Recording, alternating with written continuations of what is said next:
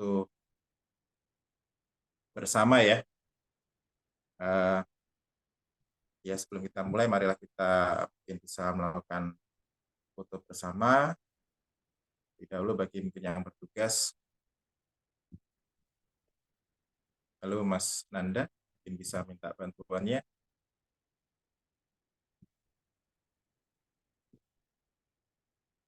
Oke, aman Pak Asto. Ya,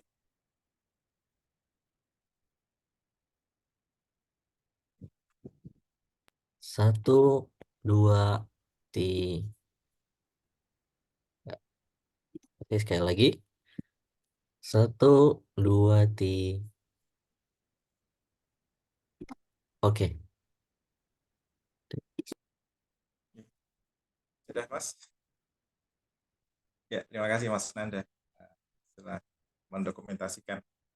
Uh, Bapak Ibu, sebelum kita mulai ada sedikit informasi berkenaan dengan kegiatan uh, komunitas Ericol yang nanti akan berkaitan dengan program-program yang tentu saja akan dilaksanakan dalam waktu dekat ini. Uh, Silakan untuk yang bertugas informasi, kami persilakan. terima kasih Pak Asto untuk kesempatannya. Jadi, Bapak Ibu, sebelum kita masuk ke materi inti ya, izinkan saya Nanda dari perwakilan pengurus Recall ingin menyampaikan informasi atau pengumuman sedikit mengenai program-program yang ada di Recall yang dalam waktu dekat ini akan kita adakan. Salah satunya yang pertama yaitu eh, program tahunan kita, yaitu tentang iRecall Fest, yang dimana iRecall Fest memuat 3 event utama. Yang pertama yaitu ada International Conference, yang mana ini akan diadakan insya Allah tahun ini di Bali, yang mengangkat tema Applied Linguistics in Time of Crisis. Jadi bagi Bapak Ibu yang kebetulan eh, satu bidang di bidang bahasa maupun pendidikan bahasa, sangat boleh untuk mendaftarkan dirinya atau mengikuti menjadi peserta maupun presenter, bisa offline maupun online, untuk kegiatan kita yang tahun ketiga ini di Bali. Nantinya akan diadakan di bulan Juli di tanggal 11. Oke.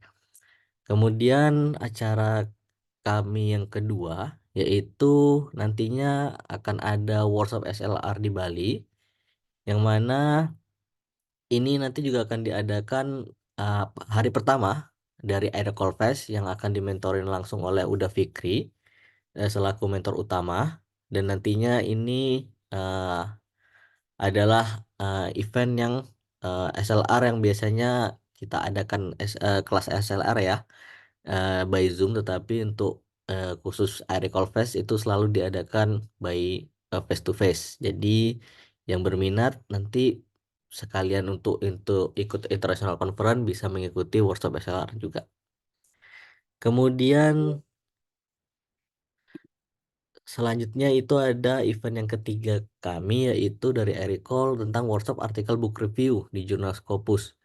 Nah, ini nanti akan dimentorin oleh 3 mentor utama Ericol, ada Kak Frida, Kak Yunita, dan Kak Said, yang mana beliau-beliau ini sudah menerbitkan banyak artikel book review, dan nantinya juga akan didampingi dalam hal penulisannya, target sasaran jurnalnya.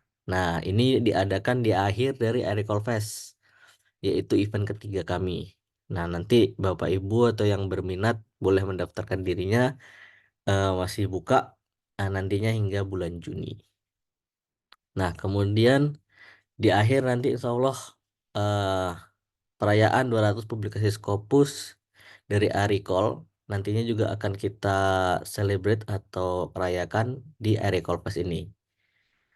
Nah, dan mungkin informasi tambahan mungkin nanti jika ada Bapak Ibu yang ingin mengikuti kelas TOEFL atau IELTS, itu ada di bulan ini, nanti boleh mengecek akun media kami di Instagram, itu ada masih membuka pendaftaran hingga akhir bulan ini. Nah, nanti boleh Bapak Ibu yang membutuhkan pendampingan untuk belajar IELTS maupun TOEFL boleh mengikuti kelasnya. Nanti akan dimentorin oleh salah satunya Davikri, saya, dan Pak Said, dan juga salah satunya Pak Hasto. Baik, terima kasih untuk pengumuman singkat dari event-event yang ada di Aricol. Saya kembalikan ke Pak Hasto.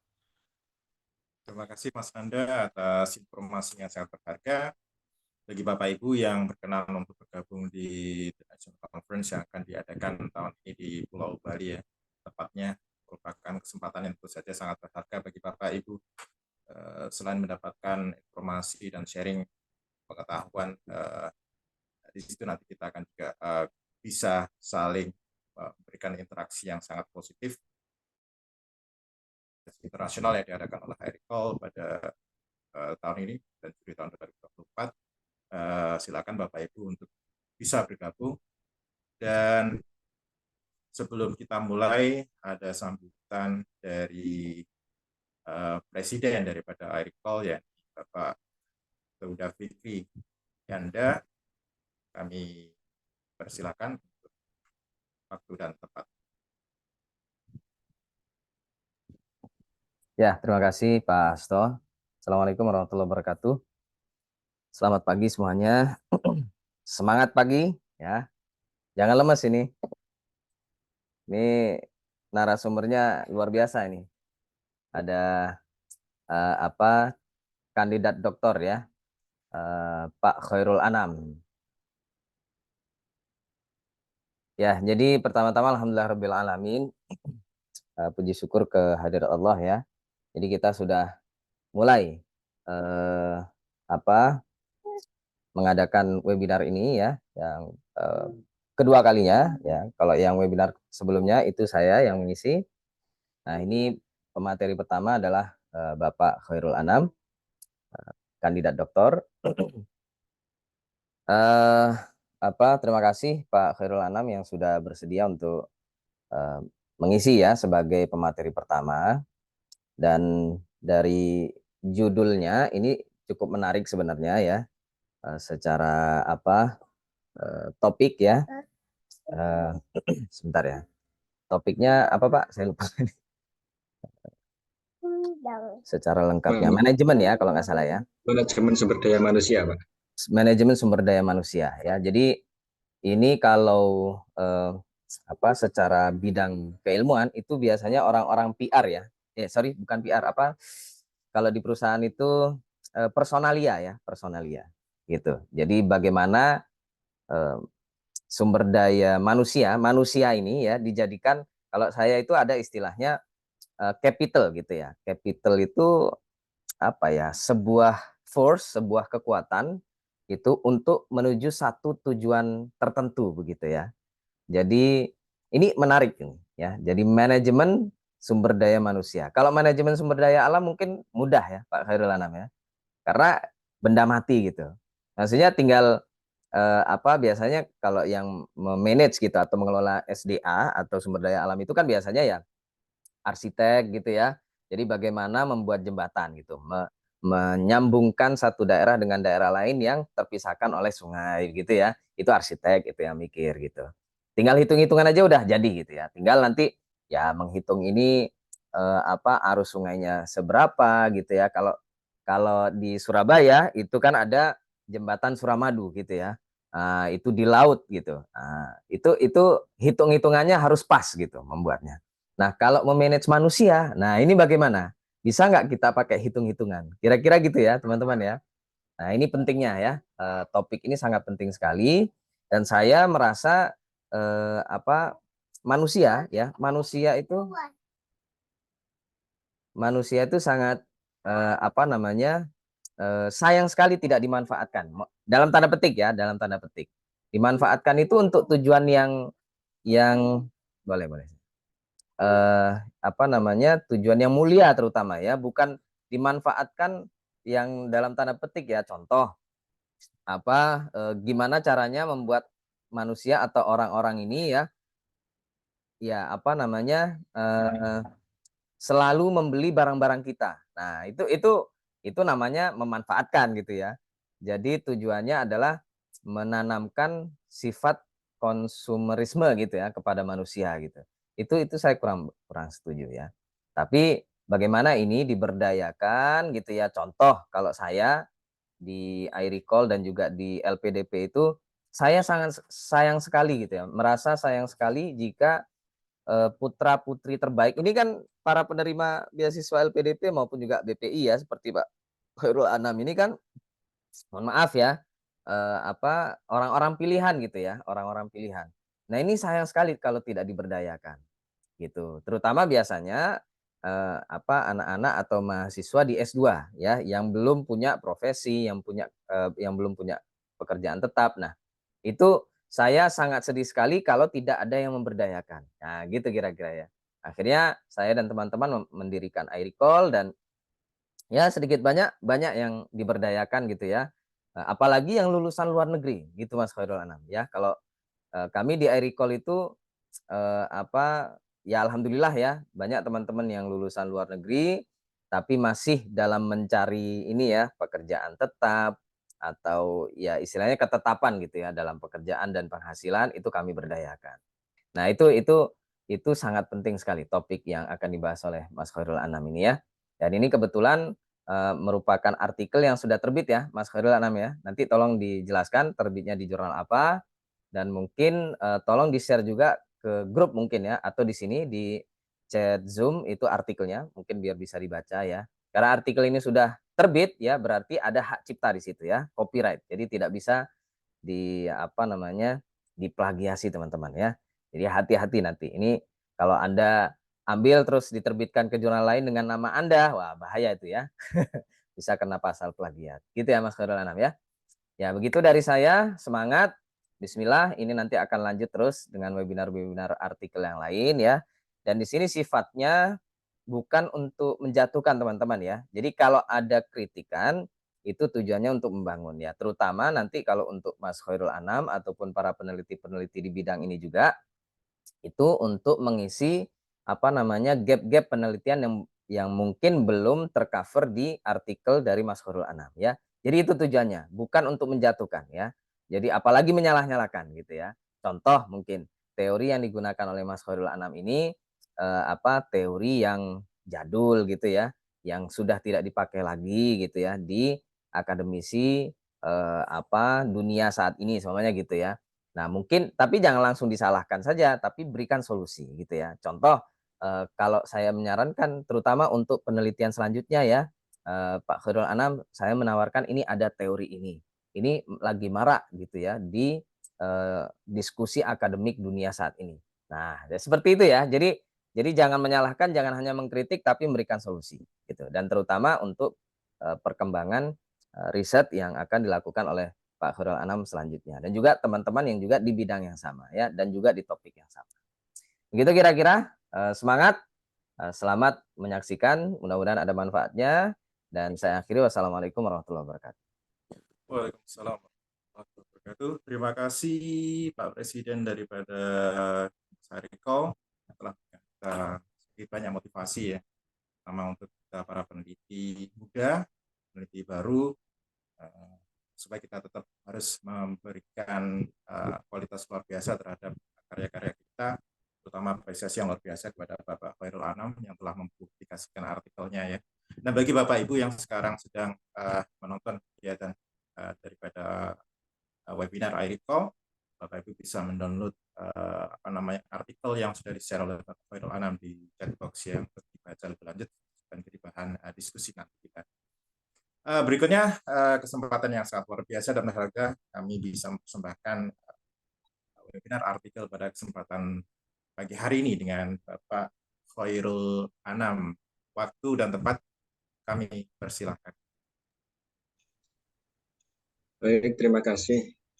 Syukran jazakallahu khairan Mas atau Pak Hasto Hadi. Mohon izin Pak Fikri dan teman-teman sekalian untuk menyampaikan karya kecil kami gitu ya di 2 tahun yang lalu begitu.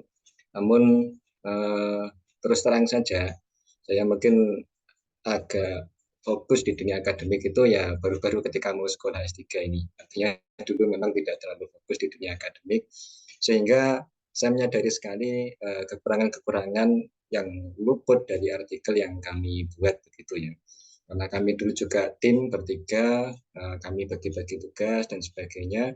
Namun setelah terbit, kemudian setelah kami melanjutkan sekolah yang mungkin paling serius di antara sekolah-sekolah kami sebelumnya, ketika kita melihat coretan-coretan kita di masa yang telah lalu itu kan kita mungkin kadang ketawa gitu ya. Jadi ternyata ini ada yang salah, ini ada yang luput gitu. Nah, maka tidak terlewat juga yang luput, yang salah itu adalah pada artikel kami yang sebelumnya, sehingga nanti baik itu yang sudah kami pribadi mengeceknya yang luput atau kurang dari artikel kami juga mohon masukan dari teman-teman yang lain ya, terhadap hal-hal yang sifatnya prosedural seperti itu ya. Mungkin ada kekurangan citasi, ada teori yang mungkin kurang fokus ya, dan sebagainya seperti itu. Tapi di dalam diskusi ini nanti saya akan menyampaikan bukan secara prosedural ya, tapi saya berharap apa yang saya sampaikan itu lebih kepada ranah substansial ya, daripada manajemen sumber daya manusia yang ada di Yayasan Yatim Mandiri, atau yang mungkin di luar lebih dikenal cukup dengan nama Yatim Mandiri. Ini adalah sebuah yayasan ya, namun mereka fokus bergerak di fundraising yang berkaitan dengan dunia anak yatim gitu. Mohon izin untuk saya off video untuk membagikan presentasi.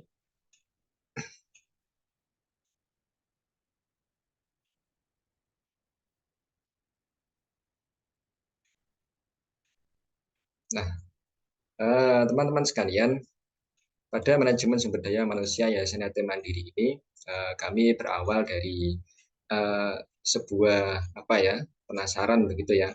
Apakah kemudian Yayasan Yatim Mandiri ini atau Yatim Mandiri itu memiliki tipe-tipe fundraising sebagaimana yang lain-lain gitu, ataukah Yayasan Yatim Mandiri ini khusus begitu ya.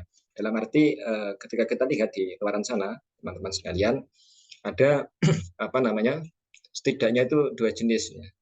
Komunitas amal usaha dakwah seperti ini, paling tidak itu ada dua jenis. Yang pertama yang memang mereka dengan jelas ya menyampaikan afiliasi mereka begitu.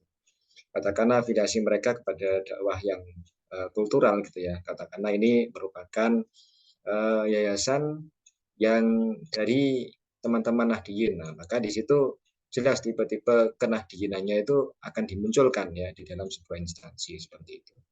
Oh, ini dakwah yang berkaitan dengan dakwah amal usaha yang berkaitan dengan dakwah politik tertentu misalkan.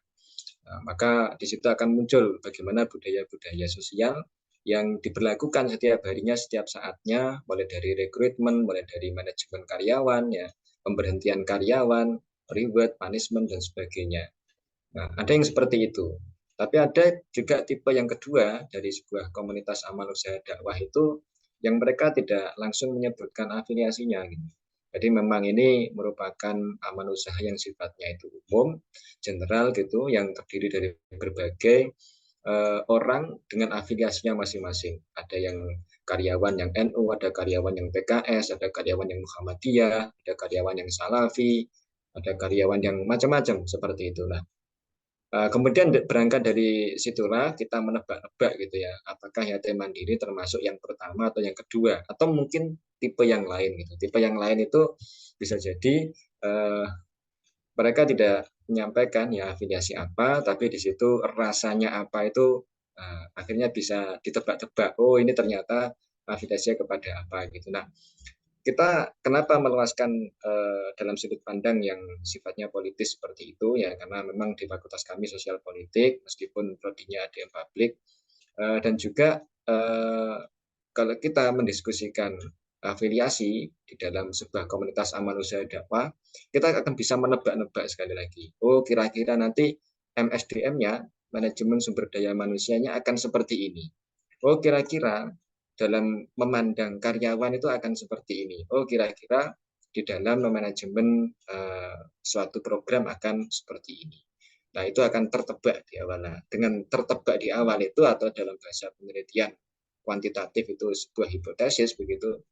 Maka dengan hipotesis itu ketika kita meneliti, mewawancarai dan sebagainya, itu kita akan punya persiapan langkah yang seharusnya begitu. Oh, nanti saya akan begini gitu. Karena kalau kita tidak tahu ya bagaimana gambaran awalnya atau tebakan awalnya, kita bisa jadi melakukan suatu hal yang mungkin kurang pas, ya, sehingga hal-hal yang kita lakukan itu justru menghambat daripada kita mengkolek data, mendapatkan data dari sebuah komunitas yang kita teliti itu. Katakanlah ada komunitas yang sensitif dengan apa namanya amaliyah atau perbuatan tertentu gitu. Nah, maka kita harus menghindari.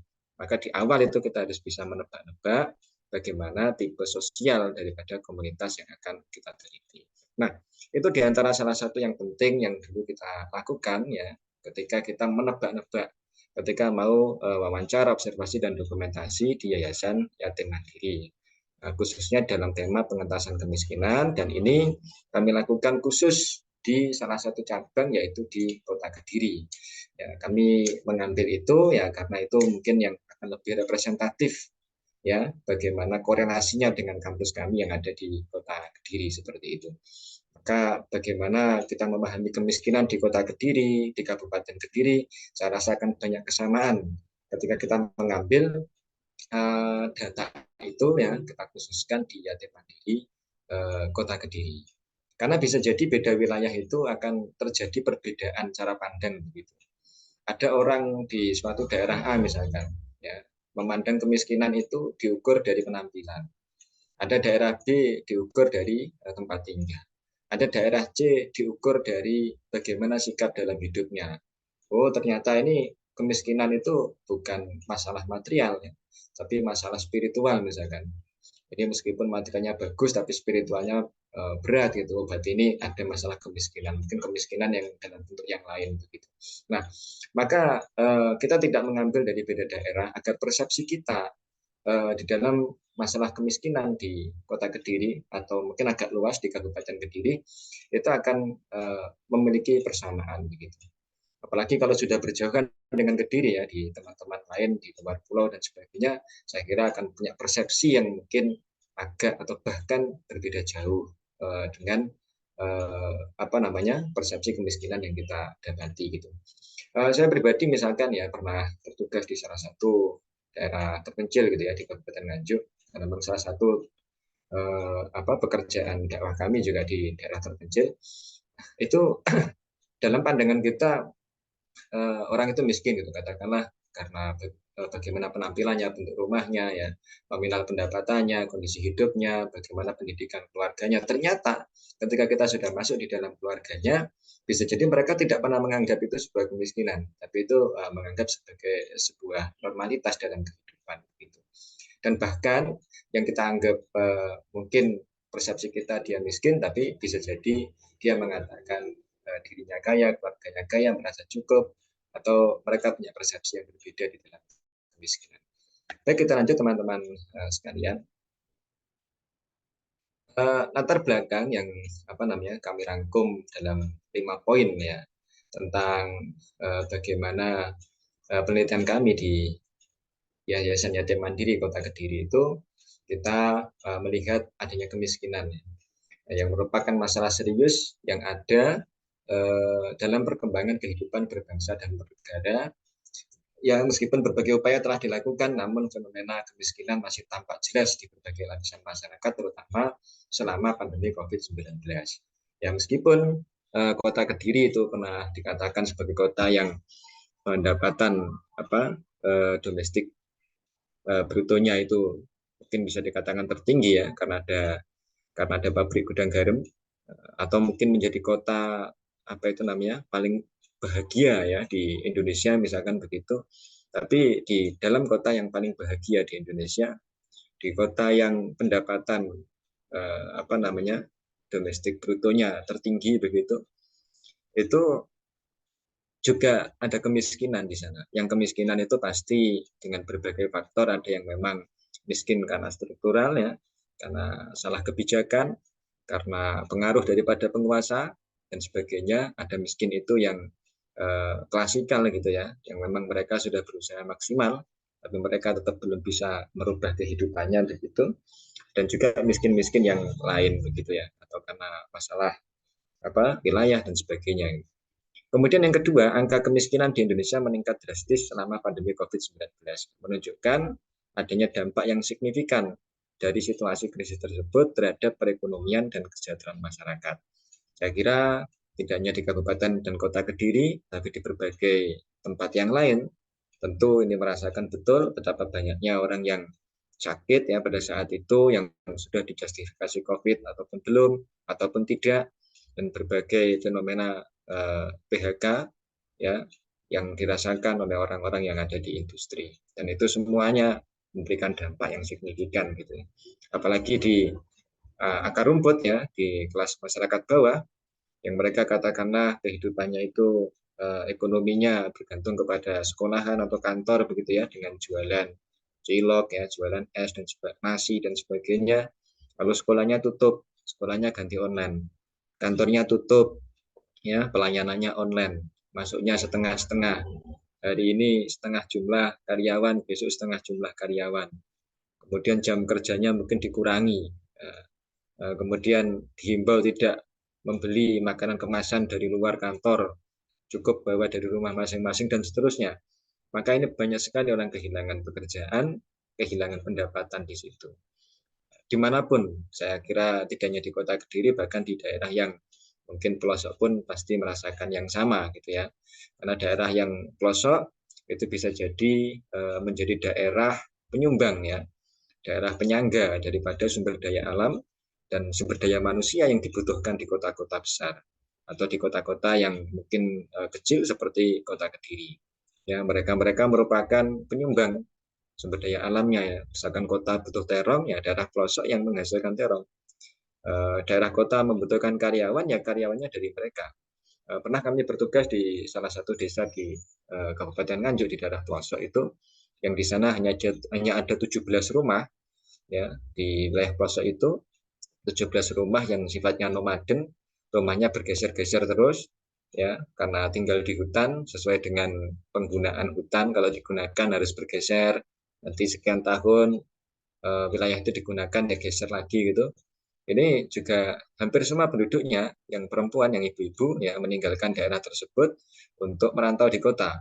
Ya, sehingga ketika di kota ini sudah terjadi PHK, terjadi krisis karena pandemi COVID, ya tentu sangat berdampak sampai di wilayah pedesaan, bahkan sampai di wilayah pelosok.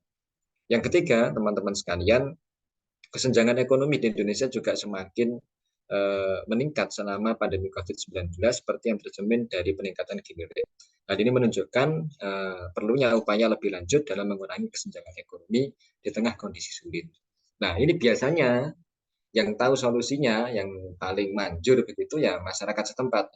Makanya kalau kita bicara kemiskinan di Kota Kediri ya tentu biasanya tim mandi di Kota Kediri ini yang nanti akan lebih tahu masalahnya apa, nah kira-kira tawaran solusinya seperti apa, ya strategi-strategi secara bertahap yang dibikin apa saja seperti itu. Kemudian yang keempat, penurunan produk domestik bruto per kapita juga menjadi salah satu dampak dari pandemi COVID-19 yang berpotensi menurunkan kelas ekonomi Indonesia. Dan ini menekankan perlunya kebijakan yang tepat untuk mendukung pemulihan ekonomi dan meningkatkan kesejahteraan masyarakat. Dan sehebat-hebatnya pemerintah, sehebat-hebatnya penguasa, saya kira tidak akan bisa menyelesaikan semua masalah sosial yang terjadi di suatu daerah atau wilayah tertentu.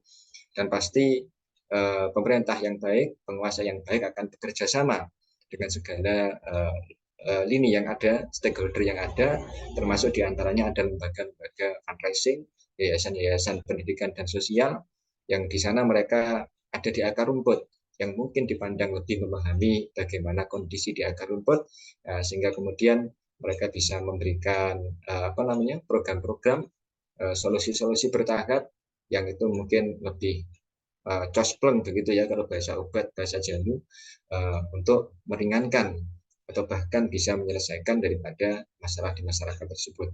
Dan yang kelima, langkah-langkah yang dilakukan pemerintah dalam mengatasi kemiskinan sekali lagi tidak bisa dilakukan secara sendirian, melainkan memerlukan keterlibatan berbagai pihak, ya, termasuk lembaga swasta seperti Yayasan Yatim Mandiri. Oleh karena itu, penelitian ini mengenai manajemen sumber daya manusia dalam lembaga tersebut menjadi penting untuk mendukung upaya mengentaskan kemiskinan. Maka kalau dengan kata-kata yang orang Jawa misalkan ya, lu kok iso gitu ya, kok bisa ini menjadi bagian penyelesaian masalah, loh kok bisa ini menemukan masalah, loh kok bisa ini menyelesaikan masalah, maka ketika bisa menemukan, mengelola, menyelesaikan masalah, berarti perlu orang-orang yang hebat, dan orang-orang yang hebat itu juga pasti di manajemen, dididik, dilatih, yang hebat juga di lembaga tersebut. Maka kita pengen tahu apakah ada treatment, latihan, sekolah, ya, training dan sebagainya yang dilakukan di lembaga Yayasan Yatim Mandiri ini yang sifatnya itu khusus begitu, yang tidak ada di yang lain, yang sifatnya unik, atau bisa jadi hipotesa yang kedua, oh enggak, ternyata treatment yang dilakukan sama saja, ya disiplinan, ya reward, ya punishment, ya motivasi, misalkan seperti itu. Apakah sama seperti itu, ataukah punya sesuatu yang sifatnya unik? Nah, itu ingin kita ubah di dalam penelitian yang kami lakukan kurang lebih di tahun 2022. Ya, dan ini kita publikasi di tahun 2023. Nah, metode penelitian yang kami gunakan merupakan penelitian yang bersifat kualitatif ya, karena kita fokus pada masalah yang sifatnya sempit dan kita tinjau mendalam gitu. Ya, dengan pendekatan deskriptif kita hanya mendefinisikan bagaimana fenomena-fenomena yang ada, dan penelitian ini bertujuan untuk menganalisis manajemen sumber daya manusia dalam mengatasi kemiskinan yang ada di Kota Kediri khususnya. Ya, tujuan deskriptif adalah memberikan gambaran fenomena dan karakteristiknya seperti apa. Jadi kita hanya melihat fenomena itu bagaimana kita ceritakan seperti itu, tidak kemudian dalam wacana-wacana yang diberikan oleh Yayasan Yatim Mandiri ya. Kalau wacana-wacana, nah tentu penelitiannya harus metodologinya harus analisis wacana. Kalau menggambarkan ketidaksetaraan, menggambarkan sesuatu yang tersembunyi, ketidakadilan, nah, maka analisis wacana kritis seperti itu. Yang kedua, data dalam penelitian ini dikumpulkan melalui dokumentasi ya, berkas-berkas terkait dan sebagainya. Ini hal-hal yang umum ya, wawancara langsung, observasi dan sebagainya, tentang bagaimana proses perencanaan, pengorganisasian, implementasi dan evaluasi program pengentasan kemiskinan di Yayasan Yatim Mandiri khususnya di Kota Kediri. Yang ketiga, analisis data yang kita lakukan secara deskriptif merupakan proses mendeskripsikan, menggambarkan fenomena atau hubungan dari berbagai fenomena yang diteliti dengan terperinci, kuat, faktual, dan akurat. Dan ini menggunakan model analisis data interaktif yang dikembangkan oleh Mills and Haberman. Kemudian yang berikutnya, tahapan dalam analisis data interaktif mencakup pengumpulan data dan sebagainya ya, ini saya kira secara umum. Kemudian yang kelima, penyajian data kita lakukan secara singkat dan disertai tabel, bagian dan sebagainya, menunjukkan bagaimana makna, bagaimana pola dari fenomena-fenomena yang terjadi. Ya, saya kira ini umum-umum saja, tidak perlu kita panjang lebarkan begitu ya.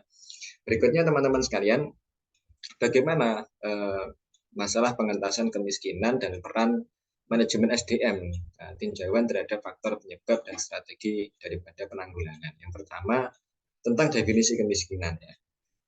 Meskipun ini tidak mungkin sepakat ya, apa sih kemiskinan gitu ya, karena sekali lagi cara pandang orang terhadap kemiskinan tentu berbeda.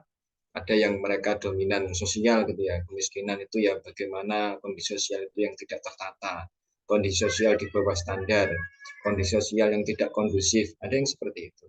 Ada yang mungkin definisinya itu dengan sudut pandang agama, katakanlah agama tertentu yang mendefinisikan miskin itu berarti yang orang yang bisa makan dalam satu hari ini cukup, yang besok sudah nggak cukup lagi. Ada yang seperti itu. Ada yang kemiskinan ini yang sifatnya psikologis. Nah, misalkan apa sih kemiskinan yang sifatnya psikologis itu? Yang orang itu dalam pandangan dia memiliki sesuatu, dia memiliki rumah, pendidikan, ya kenyamanan hidup, kesehatan, uang dan sebagainya, tapi di dalam pikirannya merasa kurang. Ya, hari ini penghasilan 100.000 kurang, besok 500.000 kurang, besok lagi 1 juta kurang. Ini juga kemiskinan, tapi dengan cara pandang orang yang psikologis seperti itu. Dan juga kemiskinan-kemiskinan yang lain-lain itu. Ada yang mungkin sifatnya spiritual ya, punya ketenangan hidup, punya materi, punya pendidikan tinggi, uang dan sebagainya, tapi dia tidak mau beribadah. Maka orang seperti ini juga mengalami kemiskinan spiritual. Nah, maka ini kita kerucutkan dari berbagai cara pandang kemiskinan, bahwa kemiskinan ini kita fokuskan kepada hal-hal yang sifatnya adalah materi, hal-hal yang sifatnya adalah ekonomi. Kemiskinan adalah keadaan di mana seseorang tidak memiliki harta atau memiliki penghasilan yang sangat rendah. Dia nggak punya harta dan penghasilannya atau yang penghasilannya sangat rendah, sehingga untuk mencukupi kebutuhan diri dan keluarganya ini menjadi kurang. Yang harta itu ya bisa berupa harta bergerak ataupun harta yang tetap begitu, yang bisa berupa apa namanya bagian daripada konsumsi, tabungan ataupun investasi yang sifatnya ini kurang. Nah, orang miskin seringkali direndahkan oleh keadaan kemiskinan itu sendiri begitu. Dan sekali lagi definisi ini tidak mungkin semua orang atau mungkin ilmuwan sepakat ya, karena orang memandang kemiskinan itu dengan paradigma atau cara pandang yang berbeda. Yang kedua, penyebab kemiskinan yang kita sepakati adalah kurangnya solidaritas sosial dari pihak yang menguasai sumber daya ekonomi. Ya, solidaritas sosial itu maksudnya gimana? Jadi ada orang misalkan punya usaha, punya karyawan 5, nggak peduli 5 orang karyawan ini bagaimana kondisinya. Yang penting satu hari saya kasih gaji 100.000 sudah. A, B, C, D, E gaji 100.000 semua. Nah, jadi paradigma yang digunakan adalah paradigma produksi. Yang penting dia memproduksi sesuai dengan yang saya suruh gitu. Apakah ini harian dengan target hariannya itu memproduksi katakanlah 100 kilogram produk gitu. Atau dia berbasis waktu, yang penting dia kerja sama saya 8 jam dengan SOP seperti ini. Jadi paradigmanya materialistik begitu. Ya. Jadi tidak ada solidaritas sosial. Pada yang diharapkan daripada solidaritas sosial itu adalah mengerti bagaimana kondisi dari ABCDE tadi. Ada yang mungkin ya semuanya digaji sama, satu hari 100 ribuan, 5 orang bagi 500 ribu, tapi ternyata dilihat ada orang ABC ini hidupnya ya susahnya ya biasa-biasa, ya sudah 100 ribu itu. Ternyata ada D dan E yang hidupnya ini susah. Ada yang D itu mungkin istri di rumahnya sakit berkepanjangan. Yang E ini anaknya sakit berkepanjangan. Nah, maka ada bagian tertentu yang diberikan ya kepada D dan E. Nah, ini merupakan bentuk solidaritas sosial ya dari pihak yang menguasai sumber daya ekonomi. Dan inilah yang menyebabkan kemiskinan itu bisa terjadi juga, yaitu kurangnya solidaritas sosial dari pihak yang menguasai sumber daya ekonomi. Orang dinilai sama, digaji sama, tidak ada tambahan tertentu karena kondisi latar belakang yang mungkin berbeda, yang mungkin juga memerlukan daripada bantuan kita gitu. Ada misalkan lagi, mohon maaf ya, kami kan dari ilmu sosial jadi mungkin ngomongnya lebih banyak kepada sosial gitu.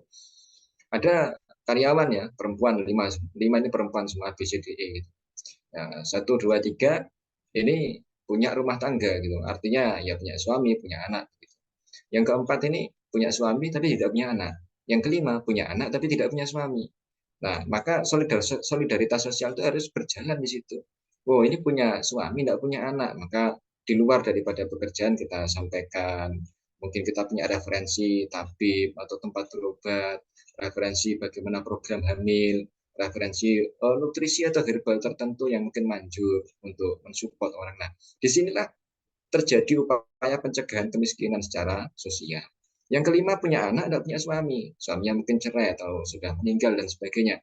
Nah, maka juga perlu dukungan di sini, perlu dukungan. Dan Yayasan Yatim Mandiri itu punya program yang memberdayakan ya para janda gitu. Jadi janda yang miskin atau mungkin sudah berumur, punya anak dan sebagainya, itu diberdayakan ekonominya agar mereka tidak masuk ke dalam golongan orang miskin. Dicegah itu yang dinamakan dengan solidaritas sosial. Jadi gaji 5 karyawan ini 100.000 per hari sama semua nggak apa-apa. 1, 2, 3 mungkin tidak perlu tambahan perhatian, tapi yang keempat perlu tambahan perhatian bagaimana agar karyawan saya yang D ini bisa kerja dengan nyaman, tenang, karena dia segera bisa punya anak. Bagaimana karyawan saya yang E ini dia bisa kerja dengan nyaman, tenang, maksimal, ya dia punya istilahnya keluarga yang lengkap. Yang mungkin kita memberikan referensi, ya calon suami yang baik, atau kita berikan edukasi dan sebagainya agar keluarganya segera lengkap lagi. Atau bisa kita berikan bantuan-bantuan ekonomi agar anaknya mungkin cukup dalam rangka nutrisi, dalam rangka pendidikannya seperti itu. Inilah dinamakan dengan solidaritas sosial. Dan ini rendah di masyarakat kita, ya di sebagian masyarakat kita itu rendah. Nah, itulah yang kemudian menjadi sebab di antara sebab-sebab yang lain ya terjadinya kemiskinan. Yang berikutnya adalah kurangnya tekad dari kaum miskin untuk menuntut hak mereka. Ya, kalau kita bicara dalam perspektif agama misalkan, kaum miskin itu memiliki hak, ya, memiliki bagian daripada bagian orang-orang yang lain yang dianggap kaya gitu.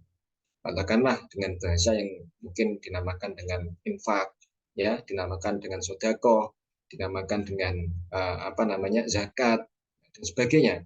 Ada bagian orang kaya yang mereka harus dapat begitu, ya. Dan ini sekali lagi ini juga menjadi masalah ketika orang yang kaya tidak punya rasa, ya, tidak punya kesadaran diri bahwa orang miskin ada bagian dalam kehidupan mereka. Kalau kita tidak bicara agama, misalkan kita perspektif sosial, misalkan begitu, ya. Kalau kita mau jujur dalam psikososial, gitu ya, di antara sebab orang bahagia itu adalah membahagiakan orang lain. Gitu. Jadi ada orang tidak bahagia mungkin karena miskin, mungkin karena sedang sakit dan sebagainya begitu. Maka ada orang bahagia di sana yang bahagia itu memiliki durasi dan kualitas. Maka ketika mereka ingin menjaga kualitas dan durasi daripada bahagianya, mereka membahagiakan orang lain. Ya, artinya mereka yang miskin ditolong, dibantu dan sebagainya, tentu di situ akan memunculkan kepuasan tersendiri sehingga meningkatkan kualitas dan durasi daripada kebahagiaan orang-orang kaya. Nah, itu psikososial seperti itu juga rendah dalam masyarakat kita. Ya, dan padahal sekali lagi di dalam kehidupan orang miskin ada hak-hak yang bisa mereka tuntut daripada orang-orang kaya. Sederhananya, hadirin teman-teman sekalian,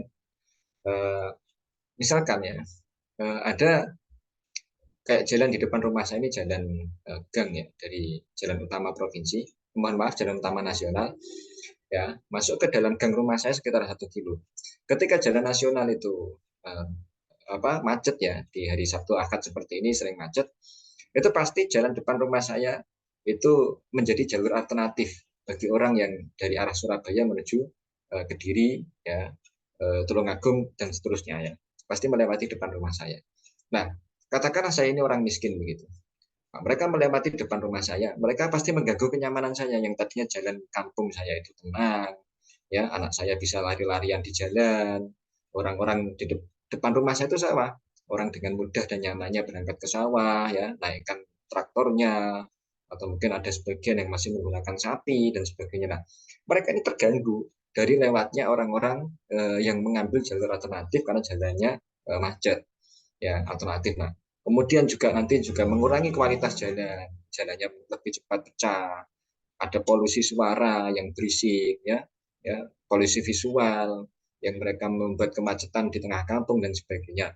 Katakanlah mereka yang lewat dengan mobil-mobil itu adalah orang kaya, sedangkan saya adalah orang miskin. Maka sejatinya saya orang miskin itu diambil sebagian haknya oleh mereka yang kaya. Nah, inilah yang dimaksud dengan kurangnya solidaritas sosial di situ.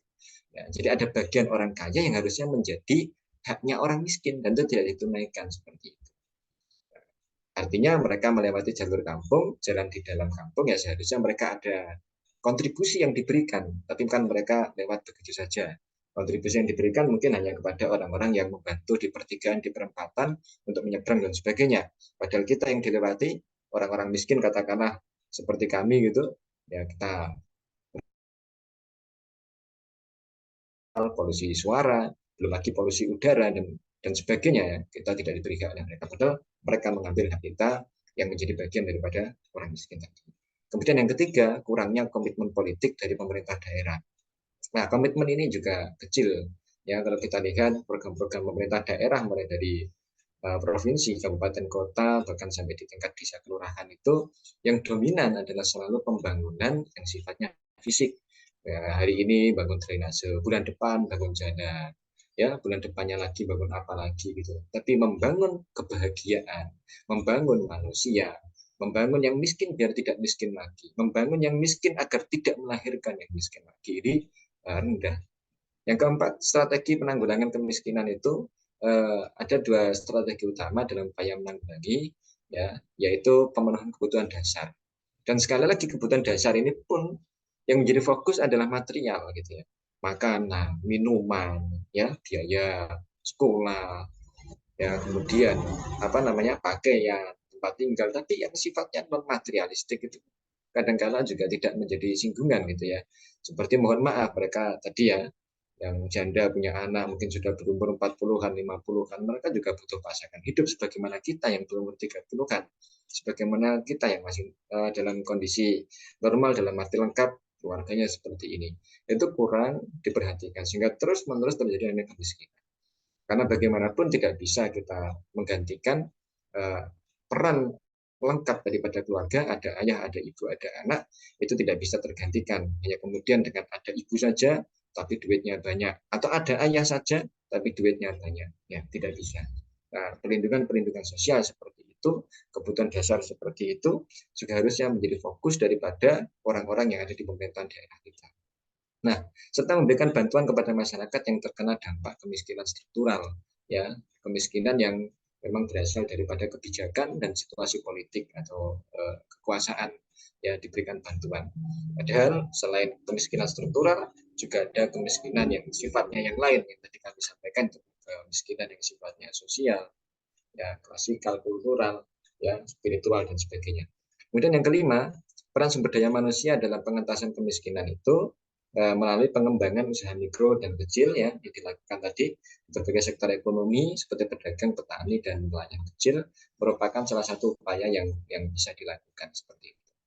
Kemudian yang keenam, manajemen sumber daya manusia adalah proses pengelolaan sumber daya manusia dalam organisasi untuk mencapai tujuan organisasi secara efektif dan efisien. Kemudian pengaruh lingkungan, internal organisasi ini faktor-faktor yang ada di situ, ada sistem informasinya, bagaimana manajemen sumber daya manusianya, bagaimana manajemen konfliknya, ya tentu sangat mempengaruhi bagaimana kinerja daripada karyawan, daripada tim yang ada di sebuah komunitas tadi untuk turut membantu pemerintah bersama menanggulangi kemiskinan. Yang kedelapan, pengaruh lingkungan eksternal organisasi berupa perubahan teknologi, faktor ekonomi, faktor sosial budaya, adalah faktor-faktor eksternal yang mempengaruhi manajemen sumber daya manusia. Kemudian yang kesembilan, tujuan dan fungsi manajemen sumber daya manusia, yaitu punya tujuan sosial, tujuan fungsional, tujuan pribadi. Maka fungsi manajemen SDM mencakup perencanaan, akuisisi, pelatihan, dan pengembangan, serta kompensasi. Dan yang terakhir, pentingnya MSDM itu memiliki peran yang sangat penting dalam meningkatkan efektivitas organisasi, bagaimana melangkah sedikit mendapat hasil tertentu gitu ya, efektif itu. Mohon maaf, melangkah sedikit mendapat hasil yang tepat atau efisien ya, melangkah sedikit mendapatkan hasil tertentu ya melalui fungsi-fungsinya yang mencakup perencanaan, akuisisi, pelatihan, dan pengembangan serta kompensasi. Nah, kemudian dari segala yang sudah kita lakukan tadi, teori-teori yang ada, ya observasi yang kita lakukan, kita dapati di sana ini secara deskriptif ya, yatim mandiri merupakan lembaga amil zakat nasional yang didirikan dengan tujuan memajukan sosial kemanusiaan anak yatim dan duafa melalui dana ziswaf, ya zakat, infak, sedekah, dan wakaf gitu ya, dan sarana lain yang sah.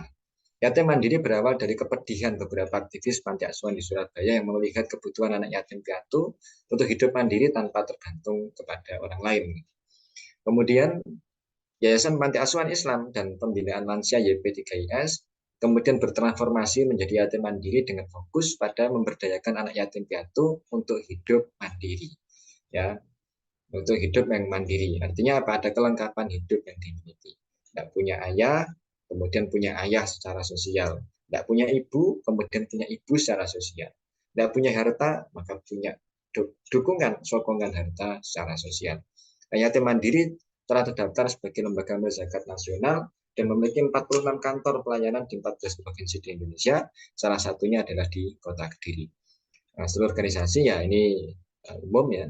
Kemudian yang berikutnya yang keenam, kegiatan yatim mandiri meliputi penggalangan dana, umum juga fundraising. Kemudian pengelolaan dan administratif, umum juga. Serta penyaluran program kepada masyarakat yang membutuhkan juga umum. Ya, yang tadi kepada anak yatim, keluarga yatim, janda yang punya anak yatim, dan sebagainya. Umum saja yang dilakukan. Proses pengadaan sumber daya manusia di yatim mandiri mengutamakan jiwa sosial dan kemanusiaan karyawan dengan menempatkan mereka sesuai dengan keahlian dan memberikan pelatihan yang berbasis agama. Dan ini merupakan kesimpulan kita kedua, selain yang mereka lakukan itu umum-umum saja, yang kedua sebetulnya kami sampaikan di awal tadi, apakah ini berbasis afiliasi dengan komunitas tertentu atau tidak. Nah, maka terjawab di poin yang ketujuh ini. Jadi Yayasan Yatim Mandiri ini tidak berafiliasi secara langsung kepada komunitas dakwah tertentu, baik itu dakwah sosial, dakwah kultural, dakwah politik, dan sebagainya. Ya, itu terlihat daripada variasi yang kami lihat di sana, bagaimana tipe kerudung yang ada, begitu, atau bagaimana cara berinteraksi laki-laki perempuan yang ada, itu variatif sekali. Atau mungkin doa-doa yang mereka lafalkan dalam keseharian juga diberikan kebebasan, begitu. Artinya kami pernah menjumpai di suatu tempat ya, dari doa yang dibaca itu kan akan menggambarkan kemana mereka berafiliasi seperti itu. Ada yang mungkin pagi ya mereka membuka dengan istighosahan, oh ini berarti insya Allah ini dekat-dekat dengan budaya Nahdlatul Ulama. Oh yang dibaca doa zikir pagi dan petang, kita lihat penulisnya, ternyata penulisnya Syekh Said bin Ali bin Waqaf Al-Qotani misalkan. Oh ini berarti kira-kira ini berdekatan dengan berafiliasi dengan komunitas teman-teman yang sifatnya adalah salafi. Oh ini zikir pagi petang, mohon maaf, zikir pagi petang ini kok campur-campur. Oh ini berarti mungkin tidak berafiliasi dengan apa-apa. Jadi macam-macam, ada yang NU, ada yang Muhammadiyah, ada yang Salafi dan sebagainya. Loh, ini doa paginya bukunya dibaca itu ada judulnya Alamak Surat. Oh, Alamak Surat. Oh, mungkin ini ada afiliasi politik dengan teman-teman di PKS misalkan seperti itu. Nah, ini tidak kita temukan. Jadi warna-warni macam-macam di situ. Sehingga kita menyimpulkan pelatihannya memang berbasis agama dengan mengambil nilai-nilai agama Islam, ya, ajaran-ajaran agama Islam yang sifatnya ini general gitu. Tidak mengafiliasikan kepada komunitas dakwah tertentu seperti itu. Jadi ada yang membaca sholawat pakai sayyidina, ada yang tidak, ya, ada yang ya berbagai macam lah, ada yang mungkin di situ dikirnya pakai alamat surat, ada yang dikirnya pakai dikir pagi petang, Syekh Said Al-Qahtani misalkan ya, ada yang lain, maka kita lihat di sini yang istighosah, ya, oh, berarti di sini nih memang tidak berbasis komunitas dakwah tertentu, sehingga mereka punya nilai-nilai yang berbeda begitu ya dalam hal-hal yang sifatnya furu'iyah, hal-hal yang sifatnya cabang begitu, tapi yang pokok mereka sama. Mereka meyakini misalkan khairun nas anfa'uhum linnas, manusia terbaik yang manfaat bagi manusia yang lain misalkan seperti itu. Ya, itu diyakini sebagai sebuah protokol yang pokok yang sama dalam satu basis agama Islam misalkan ya dalam komunitas dakwah apapun meyakini nilai itu sama bahwa khairun nas anfa'uhum linnas. Sebagai manusia yang manfaat buat manusia yang lain. Kemudian mereka berdakwah dengan akhlak, berdakwah dengan etika yang baik, yang karena mereka meyakini khairun nas ma'ahsanuhum khuluqan. Jadi sebagai manusia siapa yang paling baik akhlaknya gitu. Itu mereka meyakini yang sama apapun komunitas dakwah mereka, tapi mereka kembalikan dalam nilai pokok-pokok di dalam ajaran agama, khususnya adalah agama Islam. Nah, Yatim Mandiri memiliki 14 karyawan di Kota Kediri yang terus di-upgrade dengan pembinaan, pengembangan, dan pelatihan untuk memberikan inovasi terbaru dalam membantu mengentaskan kemiskinan. Di karyawannya ada 14, laki-laki dan perempuan. Kita melihat bagaimana upgrading-nya, bagaimana pembinaannya, bagaimana pengembangannya, bagaimana pelatihannya, itu ternyata umum-umum saja. Kita tidak melihat sesuatu yang sifatnya unik, oh ini hanya ada di Yatim Mandiri, tidak. Kita melihatnya juga sama. Ya, jadi di dalam pelatihan ya berbasis agama secara umum, di dalam peningkatan upgrading MSDM-nya juga umum-umum saja. Kemudian yang ke-9 ada pemberian reward atau penghargaan bagi karyawan baru yang diterapkan sekitar 1-2 tahun yang lalu dengan fokus pada penghargaan finansial dan kenaikan jabatan berdasarkan kontribusi dan inovasi yang diberikan. Ini juga sama, umum-umum saja. Jadi kita belum menemukan sesuatu yang sifatnya itu khusus, unik di Yatim Mandiri ini dalam mengelola karyawan. Ternyata juga umum-umum saja dan sekali lagi tidak ada arah untuk afiliasi dengan hal tertentu begitu. Ada mungkin di komunitas yang lain gitu ya. Untuk naik jabatan itu ternyata bukan hanya pada kualitas pekerjaan. Ya mungkin dikaitkan dengan bagaimana kualitas spiritualnya. Maka karyawan itu katakanlah ada ya di tempat yang lain ya diberi catatan begitu. Catatan harian ya. Yang mungkin di situ ditulis dalam bahasa Arab mutaba'ah yaumiyah gitu. Bagaimana hal yang dilakukan di dalam setiap harinya gitu, untuhannya berapa rakaat, sedekahnya berapa rupiah, tahajudnya berapa kali, jamaah sholatnya 5 waktu atau tidak, ke masjid apa tidak dan sebagainya. Ada yang seperti itu. Jadi sebaik apapun pekerjaannya, tapi kalau catatan mutabah yaumiyahnya itu, catatan hariannya tadi kurang, maka dia tidak bisa naik jabatan. Ini ternyata tidak kita temukan di situ. Jadi dipandang secara umum ya. Yang penting Islami secara umumnya bagus, kinerjanya secara umum bagus begitu ya. Ya sudah, ada reward, ada kenaikan jabatan secara umum seperti itu. Jadi tidak ada yang katakanlah yang tadi itu ada mutabah yaumiyah, ada mungkin yang harus menghatamkan pengajian pekanan dengan kurikulum tertentu. Nanti kalau sudah syarat untuk naik ini berarti harus menghatamkan, menyelesaikan daripada pembinaan kaderisasi pada materi atau bidang ini. Tidak ada. Oh harus kader inti dulu. Oh harus likoknya atau pertemuan pekanannya itu harus tingkat inti. Tidak ada. Jadi ini secara umum gitu. Atau wudhunya harus begini, enggak. Ternyata juga umum juga. Karena kita juga tahu ya bagaimana cara ibadah yang sifatnya furu'iyah atau sifatnya cabang itu pasti kita seringkali kita temukan perbedaan antara tadi itu. Yang ke-10, tujuan pemberian reward dan penghargaan untuk karyawan adalah mempertahankan mereka agar tetap bersemangat dalam mengembangkan yatim mandiri, dalam membantu mengentaskan kemiskinan di wilayah Kediri. Motivasi-motivasi yang diberikan juga umum. Kita mendengarkan khairun nas anfa'uhum linnas, ya, sebagai manusia yang manfaat buat manusia yang lain. Khairun nas ahsanuhum khuluqan, manusia terbaik yang paling bagus akhlaknya, macam-macam. Khairukum man ta'allama al-Qur'ana wa 'allama, sebagai kalian yang belajar Quran dan mengajarkan Al-Qur'an, macam-macam. Yang kita dengar umum-umum saja. Tidak ada di situ kemudian motivasi-motivasi yang katakanlah khusus, unik, dan mengisyaratkan kepada komunitas dakwah tertentu. Misalkan menanamkan ada 10 muwasofat aktivis dakwah, ada sohihul ibadah, qaumul jismi, mutafa'un li ghairihi, dan macam-macam. Itu tidak ada. Jadi nilai-nilainya umum, yang dipandang secara umum oleh berbagai komunitas dakwah atau komunitas Islam yang ada di situ.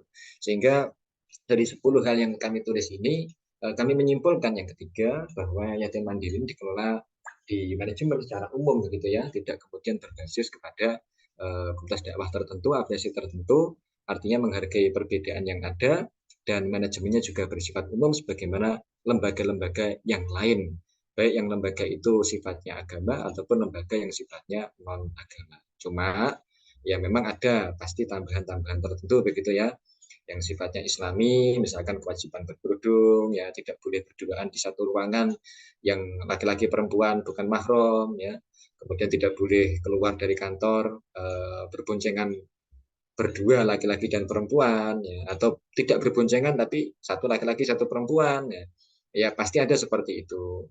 Ya, bagaimana mungkin standarisasi daripada hijab atau kerudung yang digunakan itu pasti, karena bagaimanapun yatim mandiri ini adalah yayasan yang punya marwah, punya ruh daripada nilai agama tertentu. Sehingga kami simpulkan, ini adalah bagian terakhir kami, yaitu manajemen sumber daya manusia di Yayasan Yatim Mandiri Kota Kediri menekankan pada keikhlasan dalam membantu sesama manusia sebagai nilai utama dalam proses pengadaan karyawan. Jadi keikhlasan bukan berbasis kepada nilai-nilai khusus itu ya, atau dari komunitas khusus, tidak ada. Yang kedua, penempatan karyawan di Yayasan Yatim Mandiri didasarkan pada latar belakang dan kualifikasi pendidikan. Terakhir, untuk memastikan sesuai dengan bidang keahliannya, ya, tidak berdasarkan pada nasab. Oh ini anaknya ustadz, ini orang biasa, tidak. Oh ini keluarganya dari komunitas dakwah ini yang ini, oh tidak. Oh ini likoknya atau kelompok pengajiannya sudah pada tingkat ini atau tingkat ini, tidak. Tapi betul-betul berdasarkan pada latar belakang dan kualifikasi yang sifatnya adalah akademis formal. Yang ketiga, pembinaan rutin dilakukan untuk memberdayakan karyawan dan mempererat hubungan di sekitar yayasan, menciptakan lingkungan kerja yang harmonis dengan nilai-nilai umum pada agama tertentu atau mungkin bisa kita sebut agama Islam. Yang keempat, pemberian reward dan penghargaan pada karyawan yang memberikan kontribusi tinggi dan inovasi yang baik menjadi strategi untuk mempertahankan karyawan di yayasan dan dilakukan sekali lagi secara umum, tidak punya nilai keunikan. Yang kelima, saran kami diperlukan strategi pelatihan yang lebih mendetail dan lintas bidang untuk karyawan agar dapat lebih mengembangkan Yayasan Yatim Mandiri serta mempererat kerjasama dan kekeluargaan di antara mereka. Misalkan ya tentang digitalisasi saat ini ya, yang mungkin kita lihat di situ masih standar ya, belum ada apa namanya terobosan-terobosan digital yang sifatnya itu apa namanya fantastis gitu ya, itu belum ada. Atau mohon maaf misalkan seperti kami gitu ya, punya sertifikat hipnoterapis yang dari lembaga nasional gitu ya, sehingga mereka-mereka yang mungkin apa namanya menemui janda-janda atau anak-anak yatim yang trauma, yang memiliki masalah psikis ya, selain memberikan bantuan yang sifatnya uang, materi, barang, tapi juga bisa memberikan bantuan yang sifatnya psikis, bisa memberikan apa namanya mereka menghilangkan traumanya atau apa, ini belum kami lihat belum ada. Nah, sehingga perlu strategi khusus seperti ini. Mungkin sebagian karyawannya diajari bagaimana hipnoterapi gitu ya, yang bersertifikat resmi, diajari di situ mungkin SEF ya, spiritual emotional freedom technique, atau disekolahkan public speaking ya, atau disekolahkan NLP, Neuro Linguistic Programming, untuk menyelesaikan masalah-masalah sosial dari objek atau sasaran dakwah di Yayasan Yatim Mandiri ini juga belum dilakukan. Nah, itu menjadi bagian daripada saran kita seperti itu. Tapi kalau pembinaan-pembinaan secara umum, amalan-amalan secara umum yang telah dilakukan, kami apresiasi karena dengan cara seperti itu istilahnya menghargai perbedaan dan juga menjadi tempat untuk menampung keberagaman dengan satu tujuan, yaitu mengentaskan kemiskinan yang berbasis kepada yatim dan duafa. Sekian, terima kasih Pak Hasto Hadi. Waktu yang diberikan kami kembalikan lagi. Barangkali ada diskusi, masukan dan sebagainya. Saya berharap masukan yang sifatnya akademis gitu ya, karena memang itu yang saya rasa kurang ya selama saya belum sekolah.